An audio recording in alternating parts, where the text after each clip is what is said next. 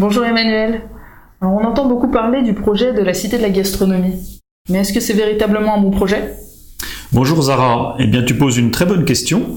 Je crois que c'est un projet qui suscite beaucoup d'attentes chez les Dijonnais, qui y ont placé beaucoup d'espoir.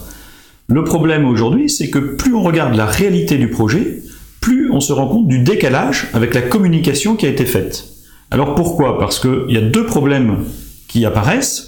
Le premier, c'est que ce projet est un véritable fourre-tout, avec une bétonisation de tout l'espace de l'ancien hôpital général, pour y mettre le maximum de fonctions et de bâtiments.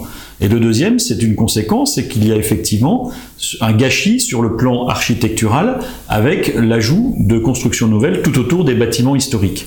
Et le résultat des courses, c'est qu'on a perdu de vue le projet culturel et le projet économique qui était le point de départ au profit d'une opération immobilière avec la création d'un nouveau quartier qui n'aura plus rien d'exceptionnel par rapport au projet qu'on pouvait attendre au départ. Alors, Emmanuel, tu as contesté depuis le début les modalités de ce projet. Mais dans le fond, quel est le problème ? Le fond du problème, Zara, c'est qu'on a donné les clés de ce projet à un grand groupe du bâtiment et des travaux publics, sans aucune contractualisation. Alors les conditions même de l'attribution soulèvent de nombreuses questions. Il y avait à l'époque une entreprise régionale qui avait également déposé un projet avec une somme de 20 millions d'euros pour le CHU au lieu de 12 millions d'euros. À l'époque, le groupe Eiffage avait proposé un certain nombre de modalités qui n'ont pas été respectées par la suite.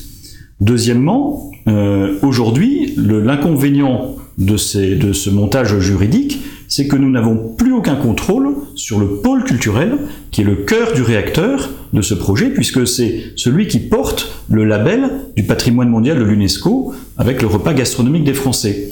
Et donc demain, nous pourrions perdre ce label, faute de garder le contrôle foncier de ce pôle culturel.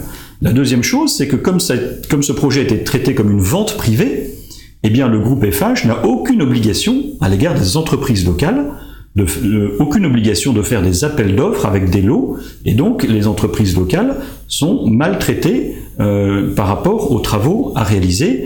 Et deuxièmement, il y a aussi toute la question de leur présence par la suite sur ce site, dans l'exploitation de ce site. Aujourd'hui, beaucoup nous disent que les loyers qui sont demandés sont beaucoup trop élevés pour qu'ils puissent y trouver une place. Donc voilà les points sur lesquels moi je ne peux pas transiger et sur lesquels il faut des avancées concrètes pour que le projet devienne acceptable au moins dans son montage juridique. Merci Emmanuel d'avoir pris le temps de répondre aux questions que se posent tous les Dijonnais. Merci beaucoup Zara.